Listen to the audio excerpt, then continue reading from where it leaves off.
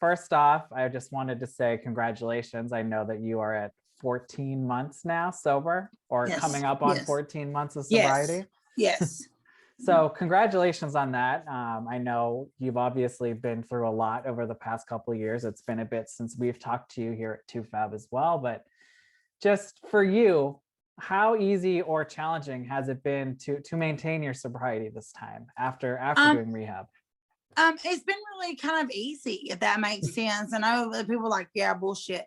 But, honestly, Banyan was very good, a rehab, because I'd already went to one inpatient and only spent 12 hours. Second one was an outpatient, went for like 3 weeks, still would leave every day getting high, and people were there getting high, that work there, and clients. And, so that wasn't a good fit for me. So then, I went to Banyan and went there for 25 days, got a completion program. Me and Geno both came out, honestly, didn't know what we was going to do with our life.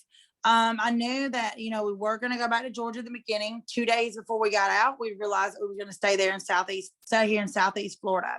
We've been here now 14 months. And, we came out right when COVID virus hit, like a month, we couldn't move in, and we were back in a hotel doing the same, in that same situation that we were when we were using.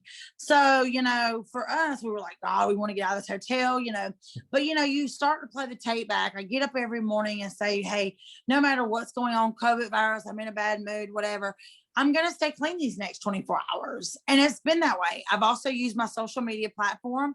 A lot of people know that on the Mama June Instagram page, that people will reach out to me, that families are struggling with addiction.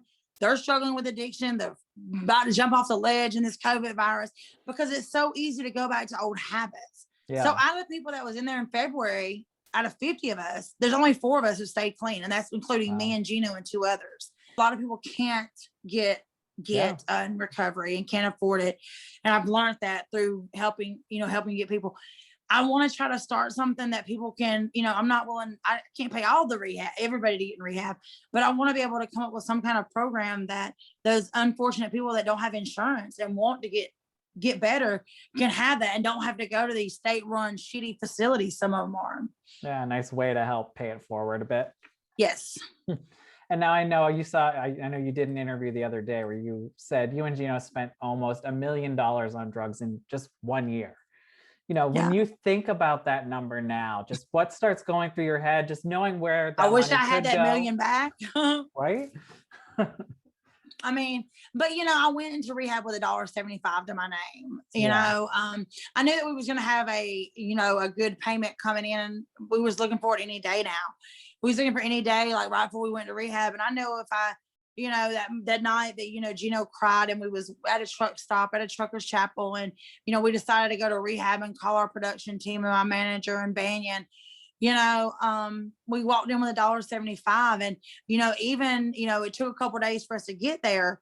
And I feel like if it would have came, we would have brushed off Banyan for a couple of days to get that last one hoorah in. Yeah, which just turns into the next one, to the next one, to the next one. And then but it didn't ever come. It came like 5 days after we went into Banyan. So I think that was, some God's plan of saying whatever. So now I look back, God, I wish I had all that money I spent on dope. I mean, our habit was, depending on where we was at, anywhere from $3,000 to $4,000 a day. And you can use it up fast, especially if you're, dependent on it. So you got to think about it. Anywhere from 3,000 to 4,000 times 7, that's $28,000 a week. And crazy. The only difference in my addiction and somebody else's addiction is I just had more money and more abundance to spend it. And I wish I had that back? Hell yeah. I was going to ask, do you think obviously being on this show had an impact on your drug abuse? Just either, having more money to be able to spend it on these drugs, or being in an industry where it is kind of common? Yes. And that's what I've been telling a lot of people that I've been talking to, that, in this industry, it's common, like a weekend party's got cocaine, meth, weed, eggs, whatever. And, we used to be that weekend partier and go back home and not do anything during the week. And then it turned into something more and more and more. And in this industry, until you get busted, or y'all in the media or whatever, like myself, like Britney Spears, like Lindsay Lohan, and several others, it's not shunned upon. It's okay. It's known. It's, you got thousands of dollars being delivered to your house by these dope people. I mean, I started looking at my Cash App the other day, and this is Cash App to one dope dealer, because I had several in different states, but one dope dealer in Georgia, because I had two there. The one dope dealer, I spent like $86,000 just on Cash App, and that's just a crazy. Portion of it. Yes. And I mean, you talked about, that moment with Geno, and when you did try, call production and go to rehab. Is that kind of what you would consider your rock bottom, or was it something maybe that we didn't see? Honestly, to be honest with you, it's kind of crazy. We was helping people in their addiction, their drug addiction, get off of drugs while we were still in our major addiction. But, we knew how to get clean, because if we stayed on 20 and 155, we used, because that's where one day dealer was on 1/8 and one day. If we went down to like Locust Grove, or we went up to Jonesboro Road, we wouldn't use. We knew how to stop, and we always had a plan to stop, and we had the money to stop. Yeah. But you get up the next morning, and you're like, oh, I need some more. I need some more. And I think my rock bottom was a long time before then, but then it just became a maintenance. Like we wanted to get clean long before that, honestly. But it just wasn't in the cards, I guess. And now, obviously, this is something you've been dealing with for a long time, even before it started showing up on the show. Were you like, would you be doing press or going to events kind of out of it? I've been to toofab and TMZ and Inside Edition and, Entertainment Tonight and Access Hollywood and all these different ones. I was always high. I was always high when I was talking to somebody. Season 2, season 3, season 4, totally high. I was doing press. I was doing events. I was doing this, doing that, but nobody knew, and everybody was shocked. And until, like, I would say the end of season 3, beginning of season 4, me and Geno was going through some problems, and I tell people, like, meth or cocaine is not an opiate. You don't have the twitch like this. You don't like sweat. It's more of a mental thing. So it starts with you mentally, and it starts messing with you really bad. And so it's just, I tell people that all the time, like, when you're going through something emotional, it does make you kind of more emotional than you would. And so I stopped showing up for press. I stopped showing up for, production. We TV wouldn't use me for press last season, because they didn't know if I was going to show up high. Season. I mean, and even that Entertainment Tonight, there's one that people's like, oh my gosh, she's high. Yeah, I was totally high that day. Like, I can admit that now, Yeah. But it's just is what it is. It's the life experience. I don't down anybody for whatever they've done in their past, but you've got to be able to come out of that, if that makes sense. Yeah. And I mean, for you doing press right now, how different does it feel? I mean, I'm sure you're actually I'm sober. You're more aware. I'm drinking in my cup, my root beer. Nice. But doing it sober, I've done it like in the past, even, with the prior show. But doing season 3 and season 2, 3, and 4 high, and then now doing season 5 unhigh, it's just kind of like I can think straight, But like I always tell people, October will be 10 years that we first started filming Toddlers and Tiaras, October 12th, 2011. So it's almost been 10 years we've been doing this. So I could do these interviews blindsided in my sleep. You're a pro. Yes. And, for you, now that you are sober, looking back at last season, like, did you rewatch it? And what did you think when you were seeing it, if you did? I didn't watch last season at all. Okay. I didn't do that. I think I watched the season finale. Us going to Banyan, what we look like or whatever. And like, I didn't want to watch last season because I don't know, like I always tell people, I've never been suicidal. Never. And I wasn't suicidal in my addiction. But if somebody that has an addiction can kind of relate to this, or had an addiction or still does, the person that you become on the inside is that person that you just want to go away, that you want to like throw up and kill, you know what I'm saying, the person that you become, that not version. not the physical person. No, never want to harm myself. So let's get that straight. Yeah.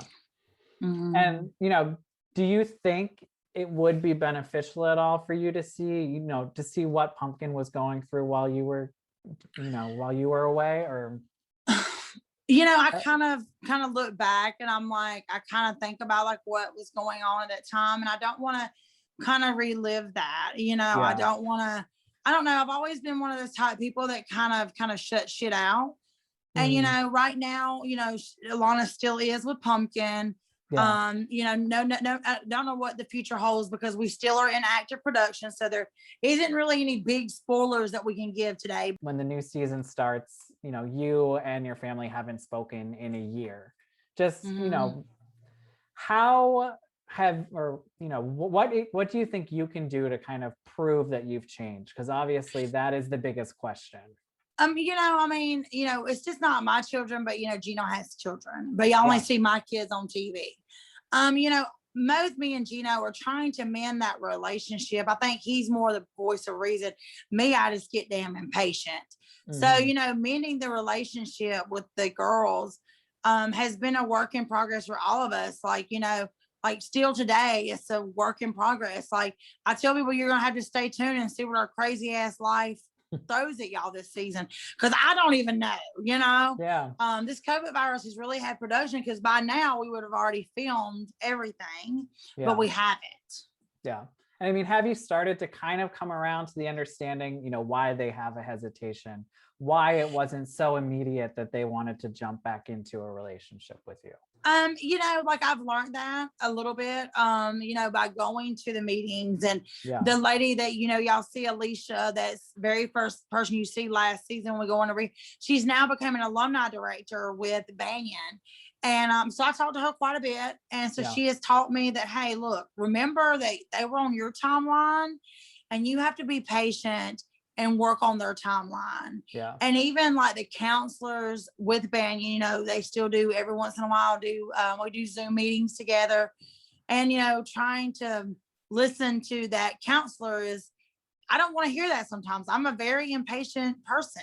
Anybody Hmm. who knows me, that we TV knows that, the people in my life know that, my production company knows I'm a diva when I want to be, trust me. Yeah. And, you know, we also hear from Pumpkin that, you know, she obviously is not a fan of Geno. That is no secret. Mhm. I think part of one of the reason why she is so reluctant is because he's still very much part of your life. Just, do you Mhm. think there is a possibility that he could eventually someday be welcomed into the family? And what do you have to say to maybe his critics, people who are kind of wondering why you are still with him? One, you know, yeah, I tell him this all the time. Yeah, whenever like we was having issues and we were, you know, he was, as I like to say, entertaining the Instagram hoes. You know what I'm Mm, saying? You know how that is in social yeah. media. They get enthused with the thing. You know, I should have walked away. I know that, but in my addiction, I was kind of codependent, if that makes sense. Yeah. You know, I've learned that now. But also, you know, like people think that he got me on drugs. No, I was the one that had the drug dealers. I was the one who, you know, got him to be able to get the drugs. But two, also, um, you know, Geno has changed a lot too. And, you know, the girls and him used to get along great. And I think Yeah. that a lot of people do think that, you know, he's the reason why I did that. But it's not. Like if he would have left in my middle of my addiction, I would have still used drugs. There was days that, you know, um I would have to I would want to use, and he didn't. They tried to do an intervention, and then after that, you guys really didn't see each other for a long time while a lot of these Mm. legal things were happening. I mean, are you glad kind of that they didn't see you one-on-one when you were at that low point?